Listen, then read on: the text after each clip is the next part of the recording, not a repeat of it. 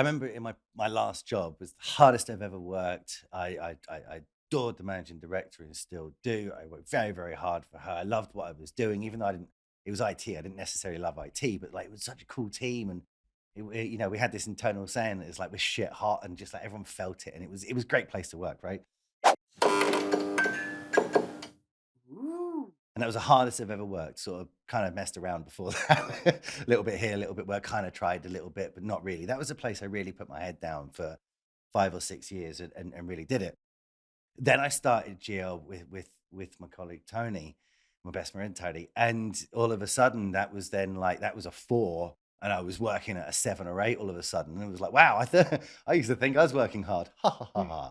But that like new 7 became my baseline, and then we employed, then it wasn't just me and Tony in a shed; it was then within 6 months, 5 or 6 people. So that baseline of 7 wasn't any good. I dialed it up to number 11 again, and that became my new baseline. And I think it's very easy to just continuously have these more intense, more overwhelming, and less realistic kind of like baselines of like, oh, I work 8 hours, I work 8.5, 9, 10. I work 13 hours a day. That's it. Just 15, no more than that, because that would be silly, right?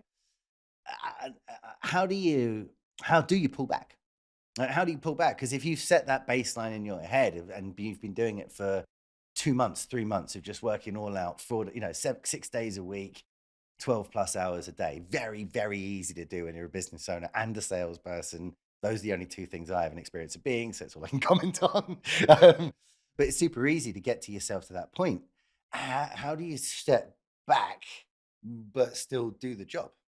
I think the first thing to do, and this is where everyone's got to have a starting point, right? You've got to become self-aware of actually what's going on. I think it's really easy, especially when we're looking at stress and burnout, to kind of ignore it. Like you can sit there and go, "Oh yeah, I'm really stressed out, but I just need to get to X," and you have a destination in mind. And then, like you said, you set the new norm, so you get to that destination. And it's like, "Oh well, I've been doing this now, so I'll keep doing it." Right? It's the same thing where it's like, "I'm really busy right now. I won't go to the gym. I won't eat healthy or whatever." Sure. You just push it to the Right. side. It's not a big Of course thing. it is. But then what ends up happening is that it ends up, becoming the norm. So I think the first thing is to actually become a little bit self-aware and start checking in with yourself. To start going, actually, how am I actually doing in all facets of my life and not just focusing on work? It's really easy to get tunnel vision when you really love your job. When you're a business owner, you can just focus. When the business is going well, then everything's going well, but you might look behind you and everything's on fire, right? Like that can happen as well. So having that ability to take a step back and checking in, going, how am I actually doing as a person? How am I physically doing? Like, where's my sleep at? Where's my exercise at? Where are my habits at? Where are my relationships at? What's my behavior like? Right. And we can easily, I know, I speak to a lot of people myself. It's like when I've been really focused on work and I've been pushing myself too hard at work, my relationships do suffer. So it's being able to check in with the people around me going, how am I doing? Am I being a bit of an a-hole right now, or what's going on? So I think it's having that moment where you've got to get into the habit every single day to go, where am I at today? How am I feeling? One of the best things that you can do for yourself is actually put yourself in a scaling system. So 0 to 10, 0 being really crappy, 10 being I'm freaking awesome. And actually having an honest conversation with yourself every single morning, going, where am I on that scale? Like you could be a 7 and being like, wicked, I'm a 7. What could make me a 10? And then you can actually start looking at the things that you can be doing or maybe potentially stop doing. But if you're sitting out going, oh, I'm a 3 today, and actually going, what would make me a 10? It could be, actually getting like my 7 to 9 hours of sleep. You know what, going to the gym, or like, having a date with my partner, or spending time with my kids, whatever it is you need, right? And then it could also be just as simple as checking in with what's actually filling up my stress bucket right now. So, like, where's my stress at? Am I actually getting to my upper limitations? And actually start looking at your stress levels. And I think we ignore them until a body It's or too something else late. is Yeah, until screaming something at you. snaps, right? Right, and until you Yeah. get there. And I've found that that's the bit I find hardest is the self-assessment, because I'll push myself to the point where the tiniest thing then just sets it will set me off, and I'll just slip out, slip well past excitement and well into like, nah, can't do anything. It could be as simple as standing on the scales, and it's all conducive of what you're saying. I'm stressed, so I haven't been working out, haven't found the time. Of course, I've got the time, I'm just not, right? So I'm eating loads and, to comfort food and stuff. And just as simple as stepping on the scale in the morning, because I still step on the scale every day from after kind of a habit of losing weight 5 years ago. But stepping on and being like, huh, a pound extra. That's it. That's enough. That's enough. That's like straw that breaks the camel's back.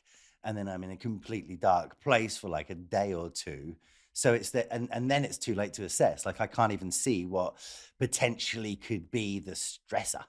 Like I can't even see what could be the thing that's too much. So I think that how often then should we be doing that assessment, having a little look, like a daily thing to be like, Every hang day, on, yeah, every day. Because every day, like when we're looking at the how we're actually going, how okay, if we think about how we want to tackle our day, right? It's easy to put our day together going, this is an ideal day for me. I'm going to do X, Y, and Z. But, life will throw curveballs at you. You might catch them, you might catch them in your face. But it really depends on what's going on, right?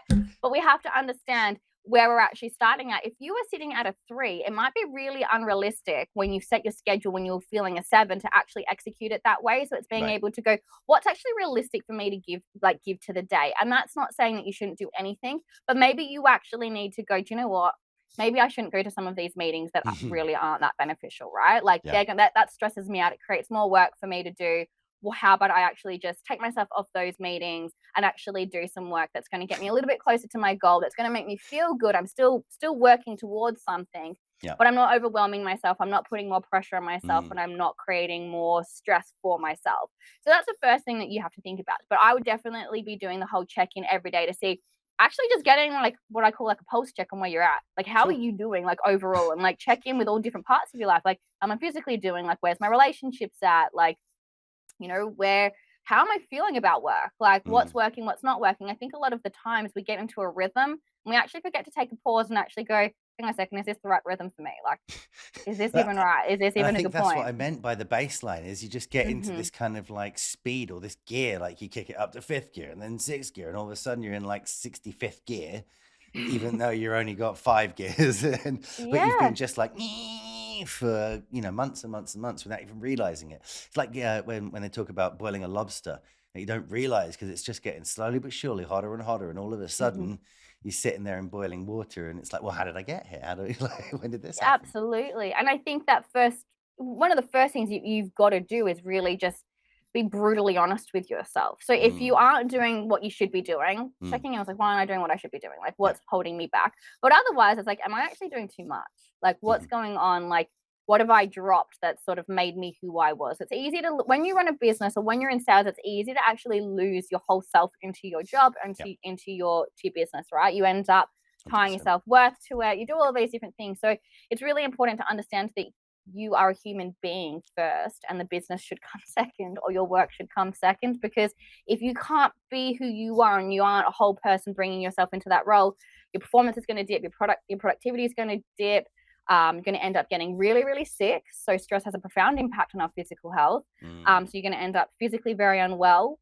And it's going to impact your behaviors as well. So whether you are somebody that would end up with a short fuse, so maybe you've gone from cool, calm, and collected to being really aggressive and really quite angry and, like, shouting at people and things like that. Or have you actually gone from somebody who's really outgoing, extroverted, to actually starting to withdraw as well and really sort of, mm. shrink in? So there's definitely some things that you have to think about, because you have to, like, look, like you said, it's a marathon. You can't, and like I said, I've added to it, you can't sprint a marathon. So it's being Love able it. to understand what you need to do.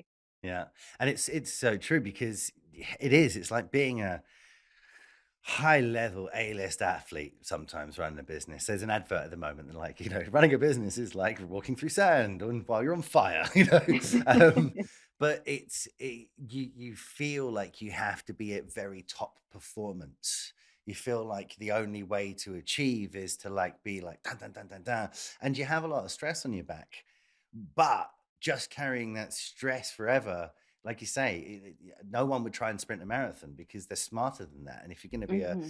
a smart business owner, it's about longevity. It's about finding help, not just pushing for profit, not just pushing for that. And I think Hmm. one of the things which has been a real eye opener for me is, as you were saying beforehand, how the way that comes out can be completely different. For me, because I'm very outgoing, that's me. I bottom out. I don't want to get out of Mhm. bed. I don't want to talk to anyone.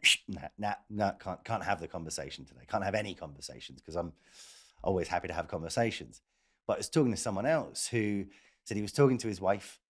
She'd said something about something, trying to make him do something, which he's absolutely fine to do at all other times, but it pissed him off for some reason. And he Mhm. said he was chopping, and he was chopping with a big cleaver, and he was just like just onions or something. And he got to the end of onions and was like, "I'm gonna have to lose a hand here. Like, what am I doing?" And actually, I managed to self diagnose that he's like, "I am burnt out. Like, Mhm. why do I hate this onion?" And he's like, "I'd be so upset if I lost a finger. Like, I'd be so bad." Like, Absolutely. but he didn't even realize that anything was wrong until like that, just like woof of emotion had like come out in one way or another.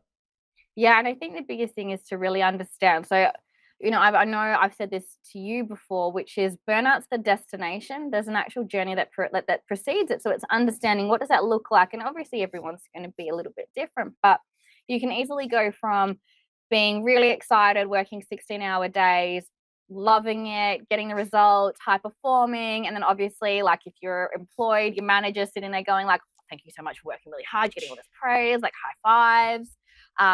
Hopefully you've got managers now that know a little bit better and actually saying maybe you shouldn't be doing that, but hey ho, Oh. which can then easily turn into those 16-hour days are no longer as easy. You're having to work a little bit harder. Focusing is just a Mm, little bit more challenging, but you're still hitting it. You're still hitting your targets. You're still doing everything you need to do. It's just not coming as easy. It's just mm, you're getting a little bit more fatigued.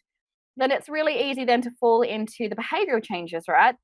Well, now I'm really like people being overly aggressive or people who are starting to withdraw, all of that kind of stuff. And then your performance is starting to drop. So therefore, you're putting more pressure on yourself to try and get back to where you were. It's like, I really mm. want to be hitting my targets and things like that, which is then you fall into, well, now I'm getting sick. So I'm either getting everyone's a little bit different, but maybe a lowered immunity. Well, everyone gets a lowered immunity, right, when they're stressed out for a prolonged period of Sure. time. So you might be getting sick. You might end up having gut health issues. You might start having inflammation that you shouldn't, in places that you shouldn't be having inflammation. You might be breaking out in cold sores. You might be having some really weird health issue that you just can't put your finger on. So like the amount of people that come to me going like, I came out in this rash and didn't even know what it was. It was just like this, like my body just reacted. It's like all of these different types of things. And what ends up happening, that's when people actually go, oh, maybe I should go get these symptoms checked rather than Mm, actually looking at the root cause, which is probably they're overwhelmed and they're stressed out. They start focusing on to treat the symptom, because when you physically get unwell, you want to feel good, right? mm, Well, then what ends up happening is you get a bit more stressed out. You can end up getting anxious, and then that's when you start going, you know what? You start with that apathy. I just don't care, and it's not that you don't care. It's actually you just don't have the capacity to care, and then you just a hop, skip, and a jump to burning out, where you can't get out of bed with even just like doing the most minute yeah. thing. It will become really frustrating. Like I remember when I was really burnt out the second time. I couldn't get out of bed. It was really challenging. The thought of just getting up to get a coffee, just to like wake up a little bit. I was at my mum's house. I had to walk down some stairs, put the kettle on. Like, oh my god, I can't do it. So it's those types of things to really pay attention to. You don't want to get to that fourth, fifth stage, sixth Mm. stage of burnout, because coming back from that is quite challenging. But it's starting to understand the really small changes, the small things that can end up becoming really big things after for a prolonged period of time.